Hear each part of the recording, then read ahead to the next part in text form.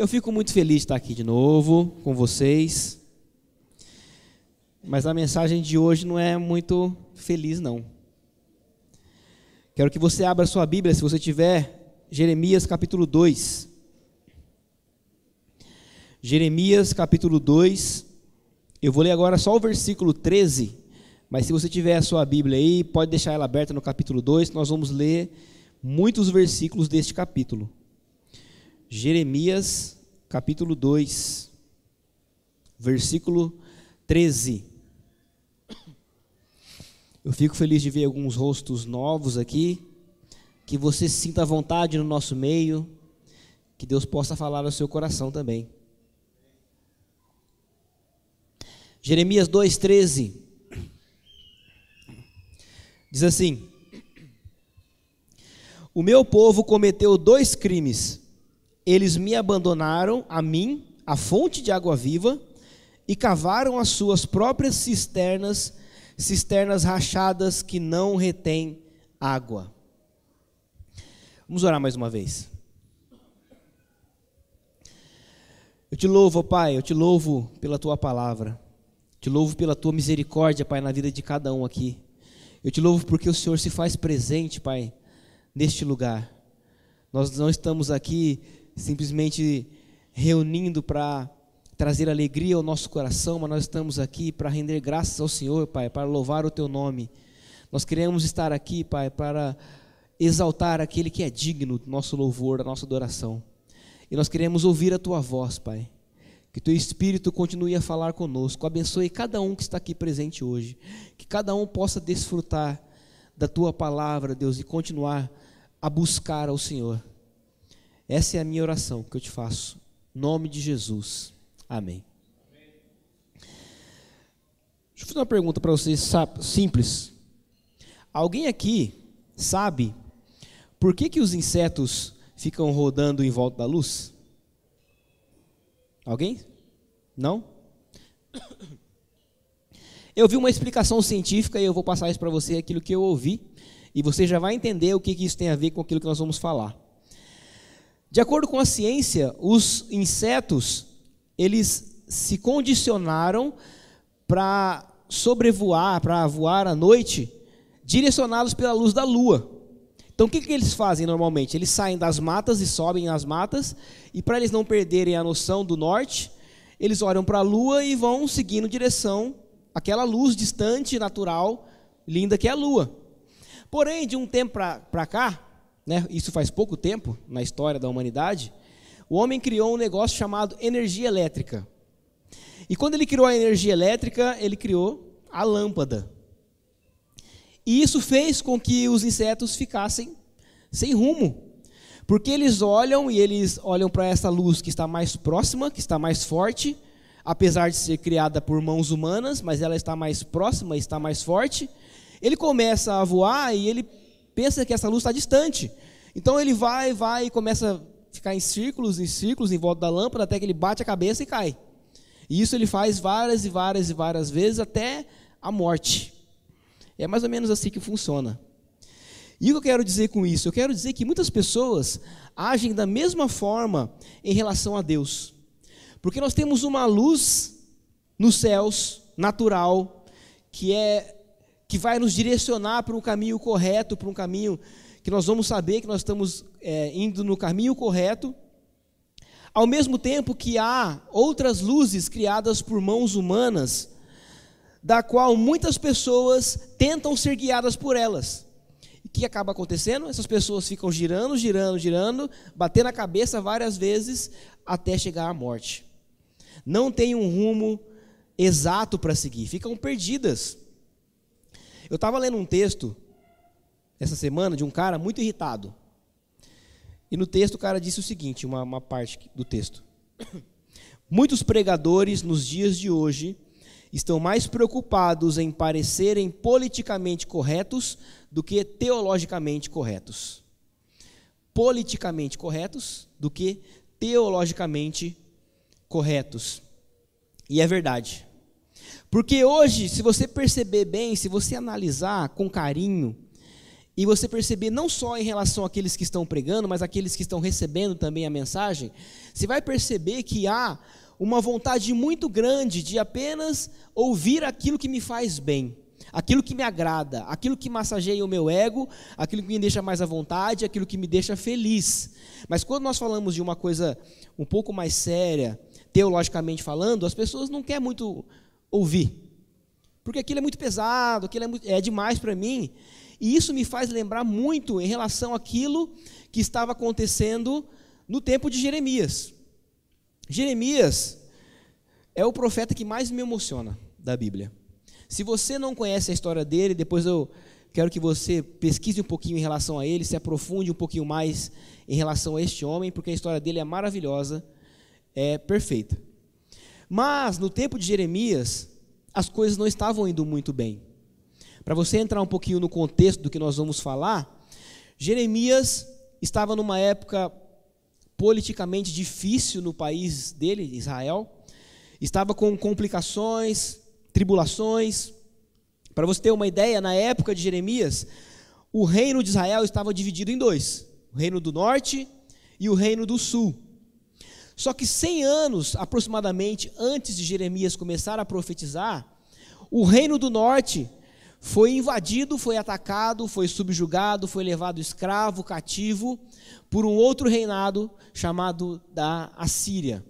O reino do norte foi levado pela Assíria. E tudo isso aconteceu porque eles desobedeceram à voz de Deus. Cerca de 100 anos depois, Jeremias está lá e ele nasce no reino do sul, ele cresce e ele vira profeta ali. E ele começa a profetizar algumas coisas que as pessoas não gostam. Se você começar a ler esse texto, esse livro, você vai perceber que são palavras pesadas. E as pessoas não gostam de ouvir aquilo. Mas Jeremias está tão preocupado com aquilo que estava acontecendo com a população, porque ele percebe que o reino do sul está seguindo o mesmo caminho que o reino do norte estava seguindo. E que eles teriam as mesmas consequências. O que de fato aconteceu. E você vê isso no livro de Lamentações, que foi escrito pelo mesmo Jeremias, que é o próximo livro da Bíblia. Mas Jeremias, ele é muito conhecido, para quem não sabe, como o profeta chorão. E não é à toa, porque esse homem teve muitos momentos de dor. E teve vários motivos para sentir essa dor. Ele sentia dor porque as pessoas não queriam ouvir a sua mensagem, porque ele era muito jovem. Então as pessoas falavam, você não tem capacidade de ensinar ninguém, sai para lá, Jeremias. Ele sentia dor também porque a mensagem que ele transmitia para a sua população, para os seus amigos, para os seus familiares, para a sua nação, era uma mensagem dura, pesada. E ele provavelmente foi o único profeta que profetizou e viu a tragédia acontecer depois. Então isso também fez ele sofrer. Além disso, Jeremias sofreu muito, porque enquanto ele pregava essas coisas difíceis, pesadas para a população, as pessoas, além de não gostar da mensagem, começaram a bater em Jeremias, a usar de violência, a levá-lo cativo, a trancá-lo, e entre outras coisas. Mas toda essa dor, essa angústia deste homem, começou porque quando ele olhava para a população, para os seus amigos, para a sua nação, ele percebia cada vez mais que a sua nação estava se afastando do Deus vivo. Estavam cada vez mais seguindo rumos que não eram os rumos do Deus verdadeiro. Mas sabe o que acontece? Aquelas pessoas não deixaram de ir para os templos. As pessoas não deixaram de adorar a Deus. Elas iam para os templos, mas ao mesmo tempo elas permaneciam nos seus pecados. Elas praticavam o sacrifício, mas ao mesmo tempo elas adoravam outros deuses. E tudo aquilo começou a mexer com Jeremias de certo ponto, que ele observava aquela população usando Deus como se Deus fosse apenas um objeto. E eu trago isso para os nossos dias de hoje, ao ver que muitas e muitas pessoas estão buscando a igreja, estão buscando uma religião, ou sei lá o que for, simplesmente para tratar Deus como se ele fosse algo que eu posso usar.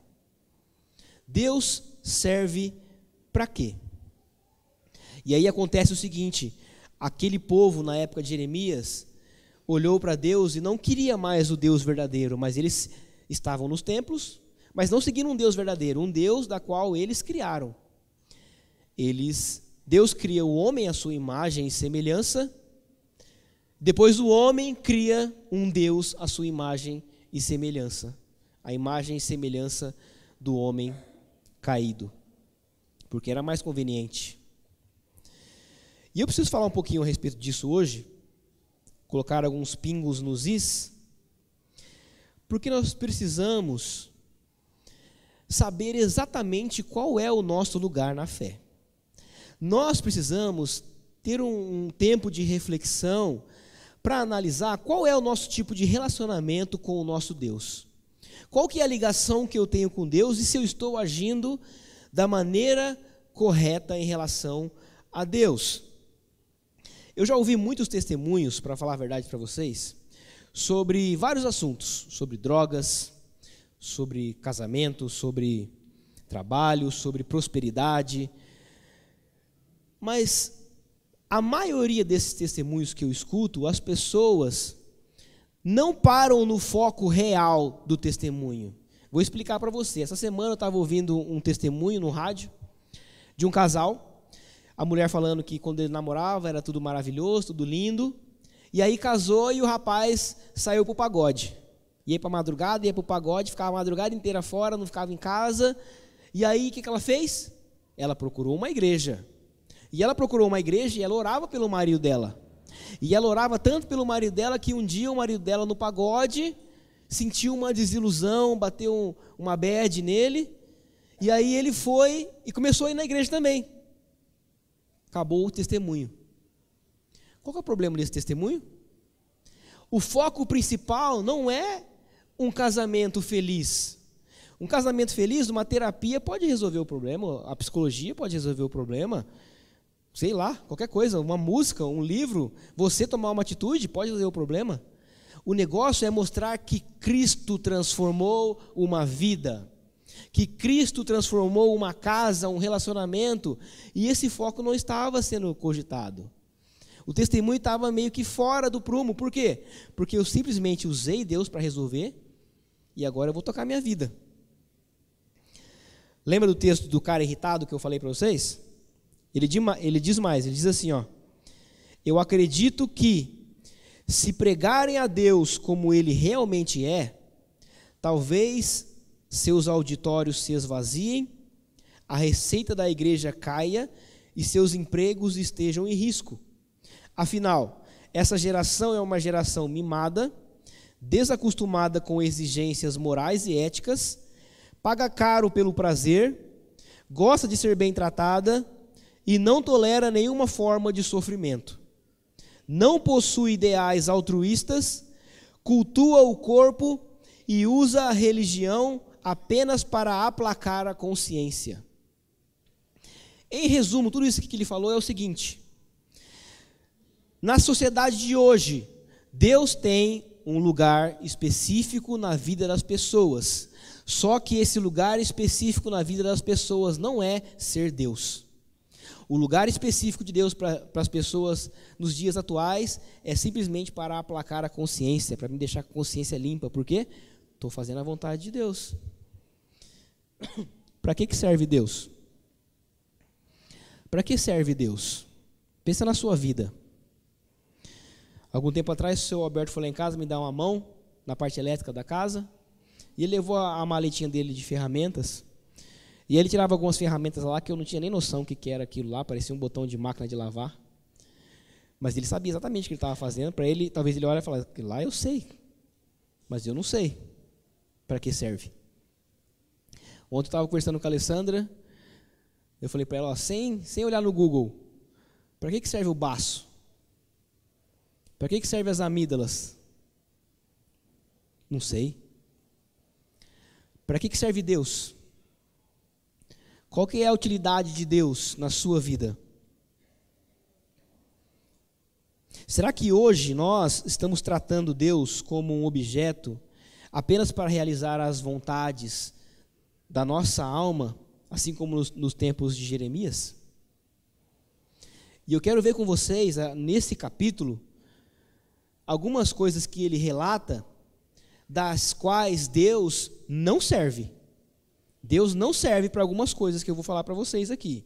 Eu quero que você vá lendo o texto comigo. Primeiro, para que Deus não serve? Deus não serve para resolver os seus problemas. Põe isso na sua cabeça. Deus não serve para resolver os seus problemas.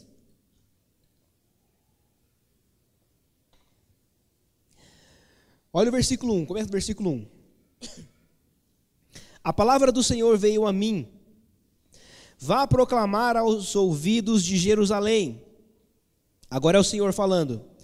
Eu me lembro de sua fidelidade, quando você era jovem, como noiva. Você me amava e me seguia pelo deserto, por uma terra não semeada. Israel era santo para o Senhor.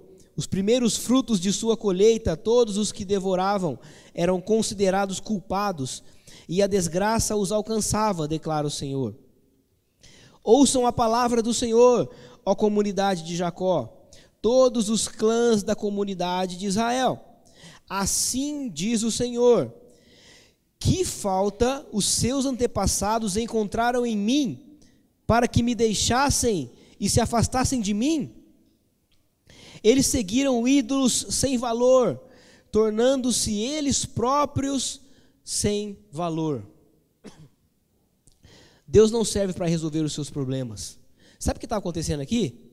As pessoas seguiam a Deus e eles estavam tendo um relacionamento com Deus, eles viam os milagres de Deus acontecendo, a vida deles estava indo muito bem, mas eles queriam ir além.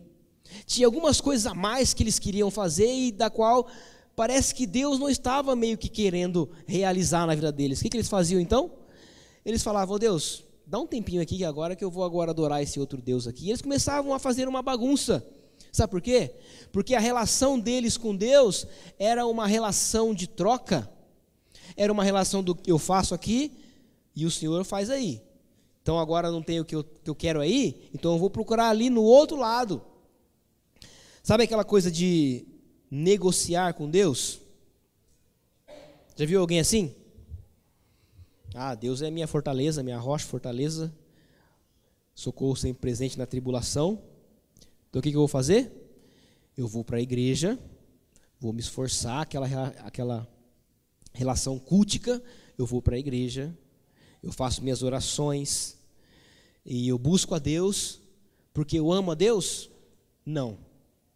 Porque eu quero ter um relacionamento com Deus? Não. É porque eu quero que nada de mal aconteça na minha vida. Então domingo eu vou para a igreja, e eu estou lá na igreja, por quê? Porque na segunda-feira em diante eu quero que Deus está me protegendo aqui, ó, corpo fechado agora eu estou tranquilo, porque domingo eu fui lá e cumpri a minha obrigação. Deus não serve para isso. Deus não serve para isso. Aí você vê pessoas dizendo o seguinte, ó, ela chega assim, acontece alguma coisa na vida dela, bate o carro, alguém fica doente, o filho vai para as drogas, qualquer coisa assim. E aí a pessoa chega e fala assim: mas eu não sei o que aconteceu, porque eu estava seguindo direitinho lá, eu estava lendo a palavra, eu estava indo nos cultos, eu estava fazendo meu momento de oração, e aí acontece isso comigo. Pois é, Deus não está aqui para resolver os seus problemas. Você que está aqui para ser transformado. Aliás, nós estamos aqui para aprender a lidar com as situações e as provações da nossa vida. Deus ama você tanto, mas tanto, tanto, tanto, que Ele ama mais do que eu amo minhas filhas. E eu amo minhas filhas tanto, tanto, tanto, tanto, que eu forço elas a estudar, que eu forço elas a ter caráter, que a gente força elas a comer as coisas certas, a dormir no horário certo, e às vezes eu castigo elas. Por quê? Porque eu amo tanto, tanto, tanto, tanto. E Deus mais ainda na sua vida. Então, se você olhar para as suas tribulações, para os seus problemas, e colocar a culpa em Deus, você está agindo de maneira errada. Deus é amor, mas o amor não é Deus. Toda forma de amor que as pessoas dizem hoje, falar que não é Deus. Deus é amor, Mas o amor não é Deus. Sabe por quê? Porque a gente quer que em todas as situações e provações da nossa vida, Deus venha, né, com o seu carinho, pega a gente no colo e fala, não, vai passar, você não vai passar por dor nenhuma. Você está enganado. Vai ter muito sofrimento na sua vida. Vai ter muita luta na sua vida. Você vai reclamar? Ou vai entender que Ele é Deus? Hoje de manhã eu estava indo trabalhar, meu pneu estourou, quase que eu levei um capote. Ainda bem, aconteceu sobrenatural, né? O Brasil apareceu do nada, me ajudou, levou a moto lá para mim, salvou meu dia.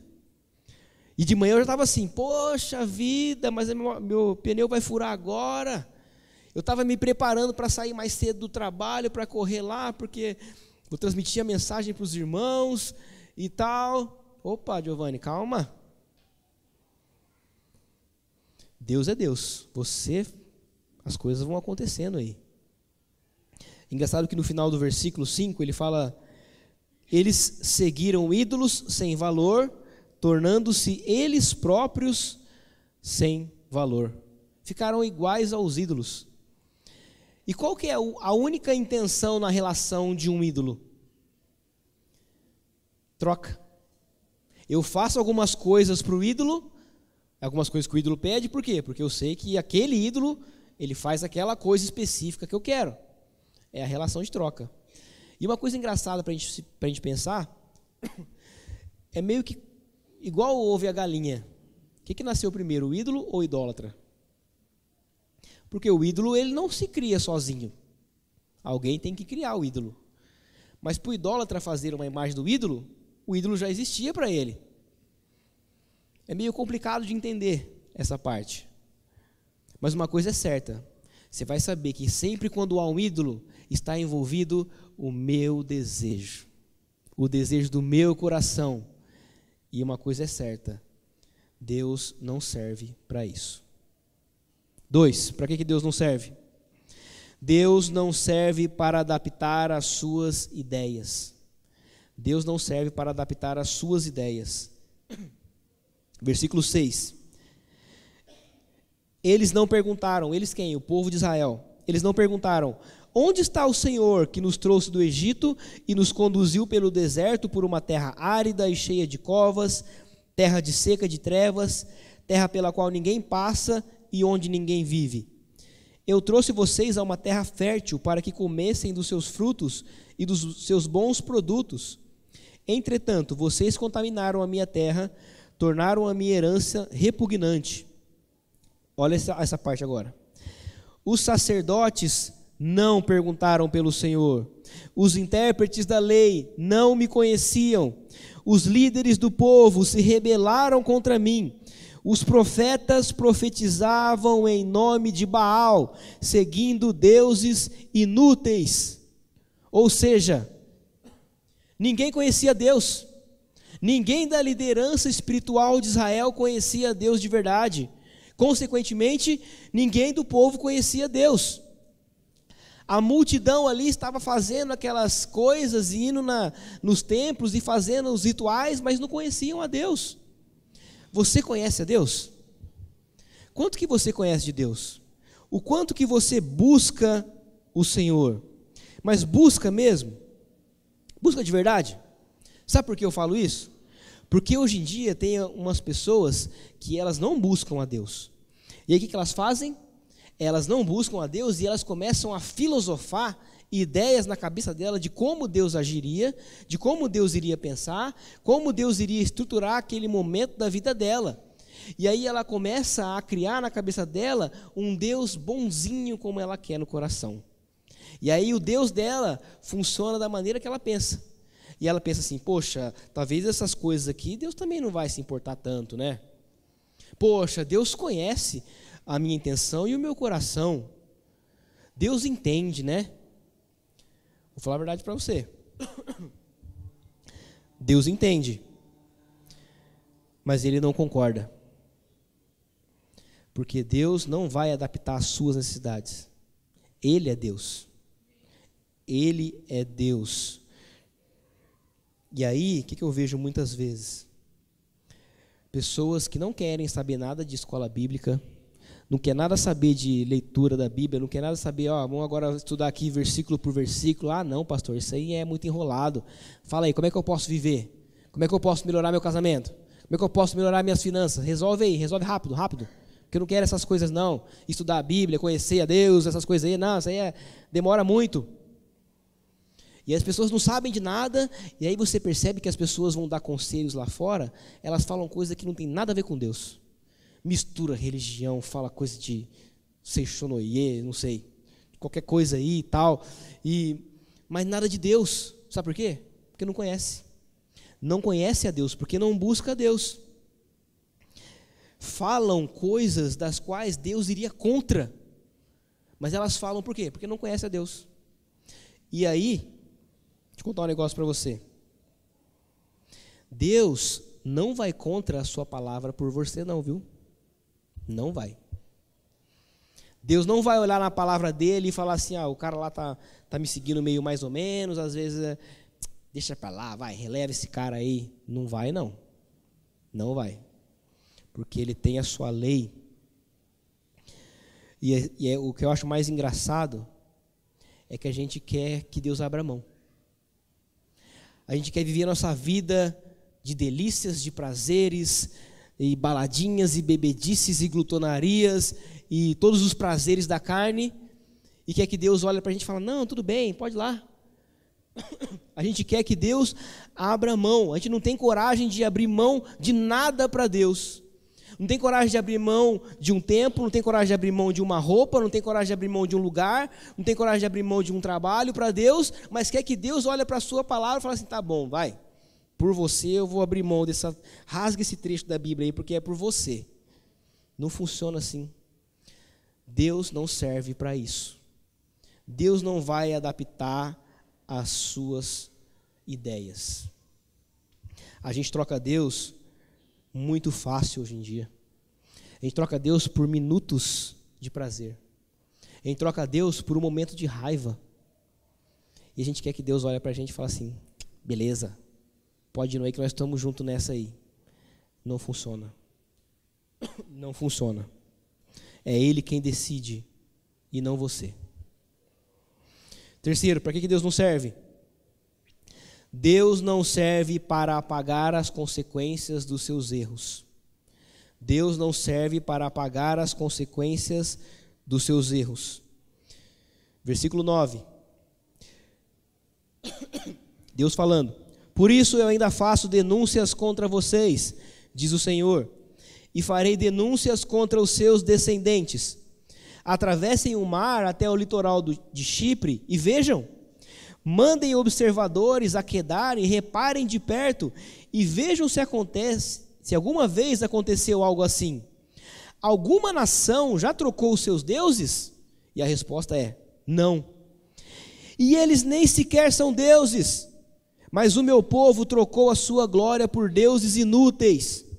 Espantem-se diante disso, ó céus, fiquem horrorizados e abismados, diz o Senhor.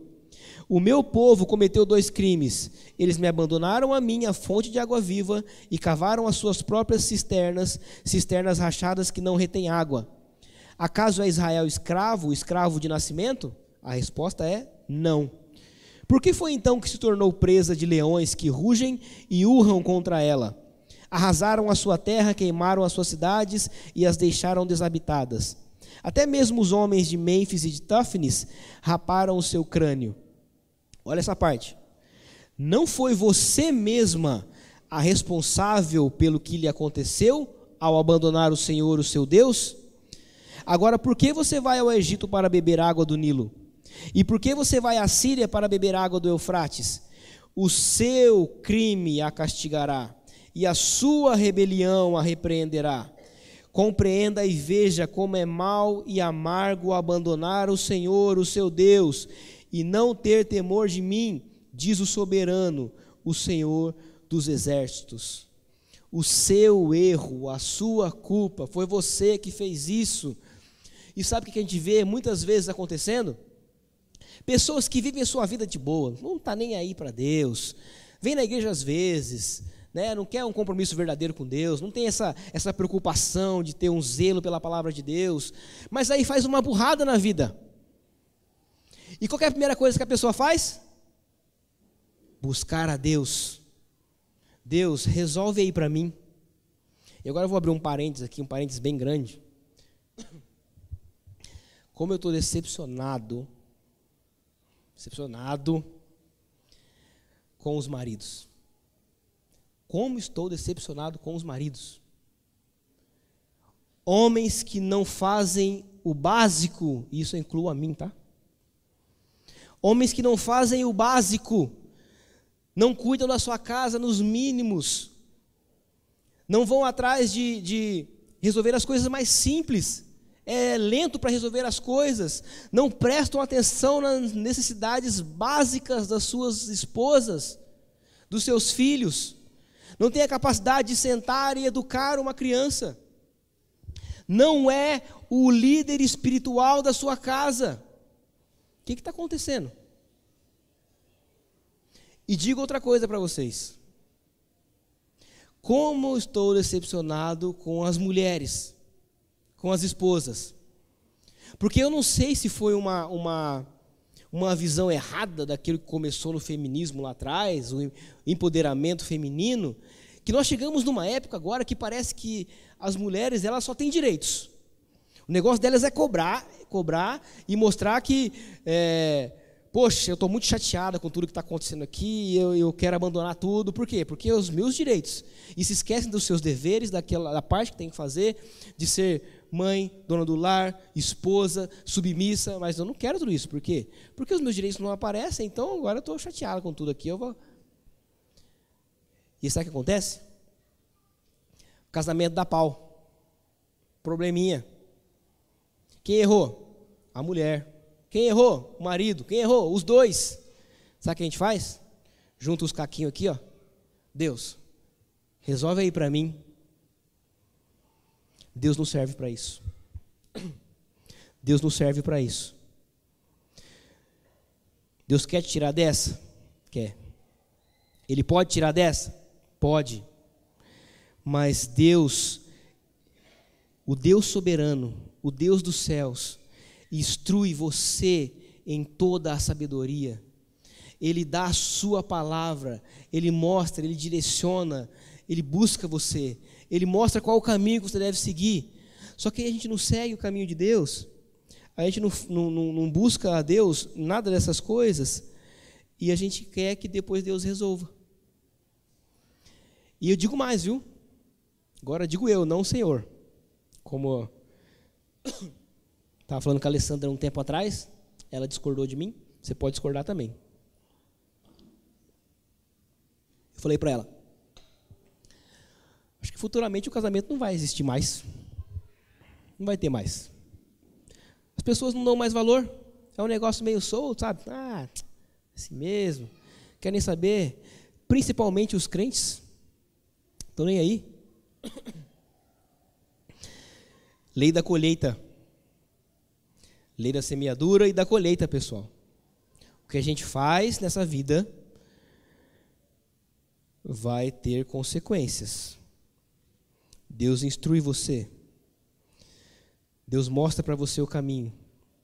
Ele ensina você como você deve seguir, como você deve se portar em relação ao seu casamento, à sua vida financeira, ao seu trabalho, aos seus negócios, à sua relação familiar, à sua igreja, relação com outras pessoas, todas as coisas Ele instrui. Só que aí a gente faz um monte de burrada e quer que Deus venha com uma varinha mágica limpando toda a sujeira que a gente fez. Não funciona. Deus não serve para isso. 4. Deus não serve para você se esconder numa religião. Deus não serve para te esconder numa religião. Versículo 20. Há muito tempo eu quebrei o seu jugo e despedacei as correias que aprendiam. Mas você disse, eu não servirei. Ao contrário, em todo o monte elevado, debaixo de toda árvore verdejante, você se deitava como uma prostituta. Eu a plantei como uma videira seleta, de semente absolutamente pura. Como então contra mim você se tornou uma videira degenerada e selvagem? Mesmo que você se lave com soda e com muito sabão, a mancha da sua iniquidade permanecerá diante de mim, diz o soberano Senhor. Mesmo que para as pessoas pareça que você está limpinho, cheirosinho, a sua mancha continua.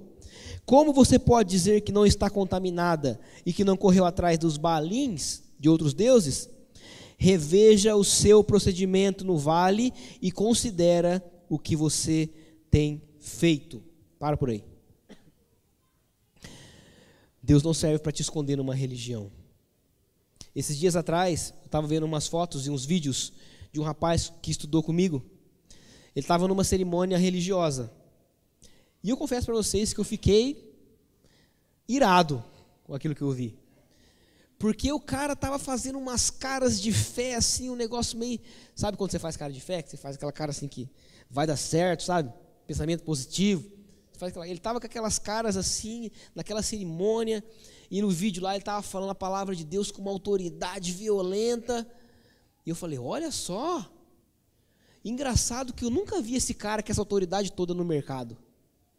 Nunca vi esse cara com essa autoridade toda na casa dele, num churrasco. Nunca vi ele fazendo essa cara de fé no trabalho. Só que naquele ambiente religioso, rapaz, era o cara mais santo e puro de todos os tempos. E quantas pessoas fazem isso? Mantém uma aparência de religião, mantém uma coisa de que eu tenho um relacionamento com Deus, mas é só para mostrar para as pessoas, só para manipular as pessoas, só para alegrar o pastor, só para mostrar para minha família que eu tô bem, eu estou indo. Já viu gente que coloca versículo bíblico na internet para dar indireta em alguém? Já viu gente que coloca foto e coloca uma frase de Deus lá para mostrar que ele é alguma coisa assim, mas não é nada, ele quer curtida mesmo? Gente que não tem a mínima decência nas suas roupas, na sua postura, e fala que é de Deus? Ixi, tem um monte. Tem um monte. E aí, vem gente cheia de santidade e diz assim para mim, pastor, nós temos que orar, tá? Porque há pecado na igreja. Há pecado na igreja. E sim, de fato, algumas pessoas já chegaram para mim falando isso, porque sabiam de pessoas que estavam na prática do pecado, continuavam no pecado, permaneciam no pecado, não se importavam com a sua situação em relação a Deus, porque queriam permanecer no pecado. Mas há muitas pessoas que dizem isso, há pecado na igreja, como se aqui tivesse tudo mil maravilhas. E me desculpa, não vou ser hipócrita com você. Não vou ser hipócrita. Vou contar um segredinho básico. Há pecado na igreja. Há pecado. Pode haver inveja, pode haver ira, pode haver apatia, pode haver ciúmes, pode haver tantas coisas, até coisas que você pensou e agora, pode haver. 1 João capítulo 1, versículo 8, diz que se nós dissermos que nós não temos pecado, enganamos a nós mesmos e a verdade não está em nós. Mas o problema maior em relação a tudo isso é essa coisa da hipocrisia. É a gente fingir ser alguém que a gente não é. É a gente fingir que lá em casa está tudo mil maravilhas e tal, e eu estou aqui para te mostrar com toda a autoridade que eu sou um cara super espiritual e que eu entendo da Bíblia. Deus não funciona para isso. Deus não funciona para isso. Deus não serve para isso. Deus não serve para você olhar para os pecados de outras pessoas e achar que o pecado de outras pessoas é muito absurdo quando você não olha para o seu próprio pecado. Quando você não olha para o seu próprio coração e para as coisas que você faz contra Deus. Deus não serve para isso.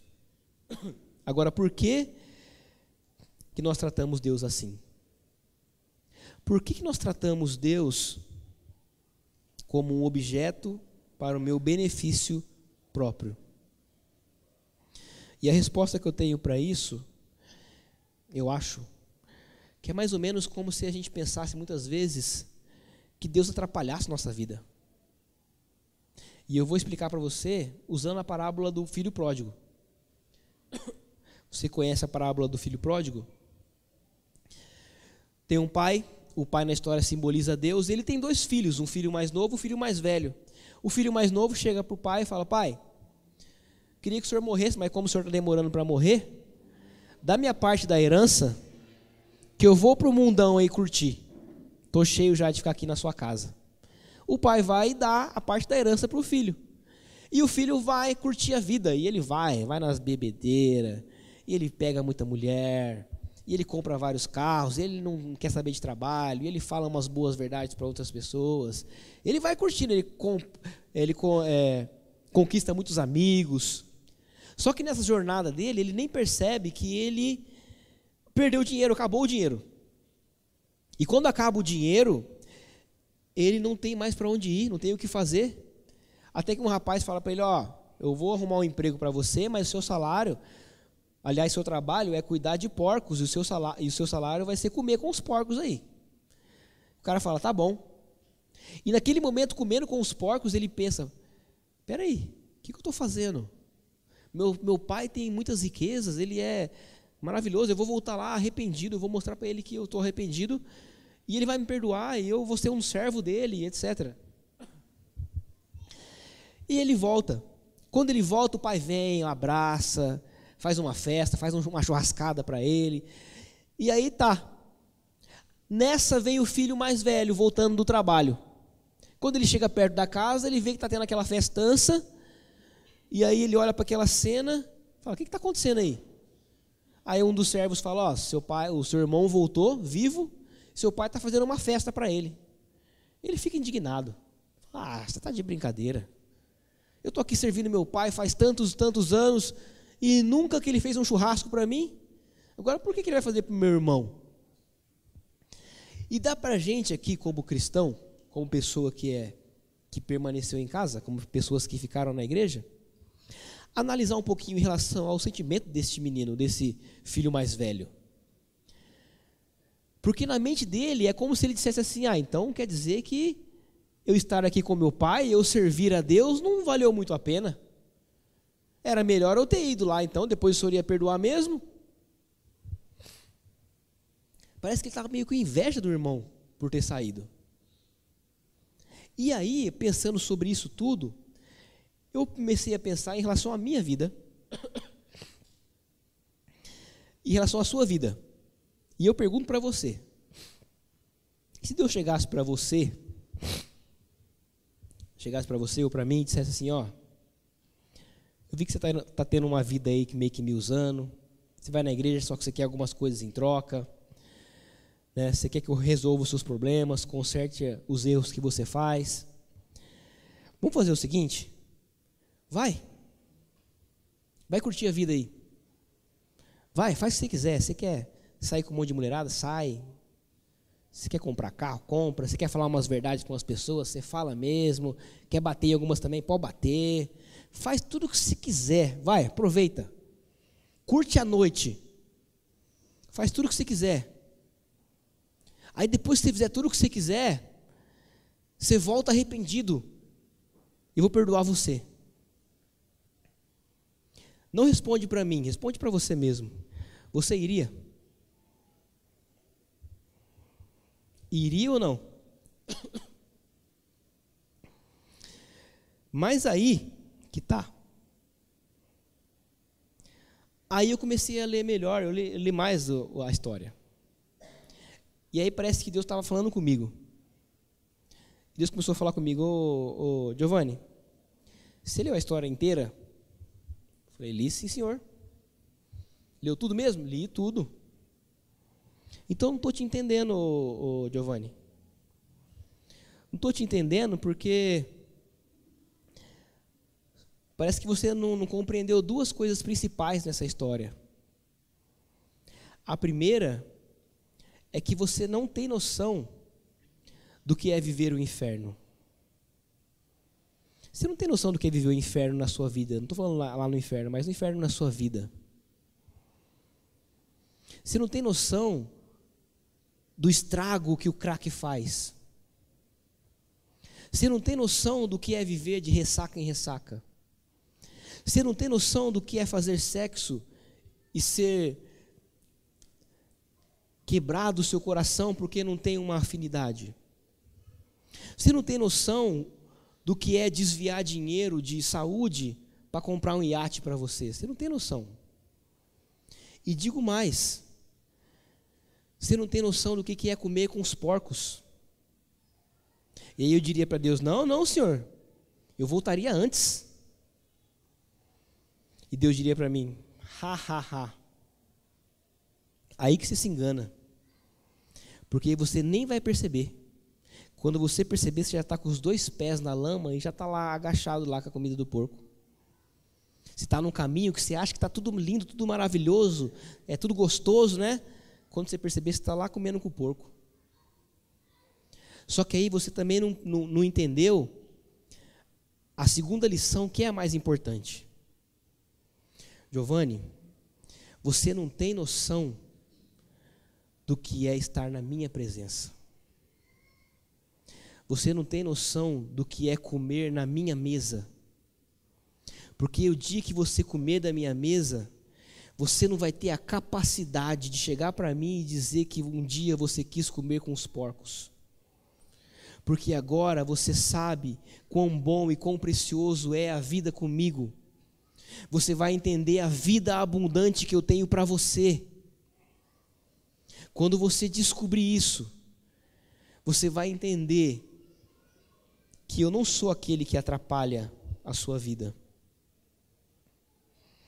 Eu sou aquele que você pode chamar de pai, que eu estou cuidando de você, que eu não quero que você faça as coisas erradas. Eu sou aquele que você pode chamar de amigo, que eu estou do seu lado, socorro presente na tribulação. E você pode chamar de meu Deus, porque sou eu que vou direcionar os seus passos. E aí nessa história toda eu disse, agora eu estou te conhecendo, Senhor. Agora eu sei exatamente quem eu estou buscando. Não é o Deus que vai me trazer coisas em troca daquilo que eu fizer. Não é o Deus da minha cabeça que vai se adaptar às minhas ideias, porque eu penso melhor e aquilo que eu acho que é pecado, que eu não acho pecado, eu vou fazer. Mas é um Deus que sabe muito além do que eu sei. E que além de saber o que eu sei, é um Deus que quer o melhor para a minha vida. Para que serve Deus? Essa pergunta na verdade não existe. A pergunta é, você serve a Deus? Ou a que Deus você serve? Vamos orar. Te louvo, Pai, te agradeço. O Senhor é maravilhoso, o Senhor é infinitamente bom conosco. Quantas vezes, Pai, nós te negamos? Quantas vezes nós buscamos nossa própria vontade, Pai, e encontramos no pecado um prazer que nos distancia do Senhor, Pai. Mas mesmo assim o Senhor insiste em nós. O Senhor insiste nesse relacionamento. E o Senhor quer o melhor para a nossa vida. Nós precisamos, Pai, não que o Senhor restaure nossos problemas, não que o Senhor conserte nossos erros, não que o Senhor sare as nossas feridas. Nós não precisamos do milagre do Cristo, nós precisamos do Cristo. Por isso nos ajuda, Pai, a compreender o quanto nós precisamos de Ti e o quanto nós precisamos buscar ao Senhor, Pai. Porque sem o Senhor nós vamos viver uma vida tão triste, tão ruim, uma vida trilhando a passos largos para o inferno. Mas quando nós conhecemos o Senhor de fato, nós compreendemos que nós não precisamos nada além do Teu amor. Obrigado por essa noite, obrigado por cada um que está aqui presente e que possamos ser transformados pela Tua palavra. Em nome de Jesus. Amém.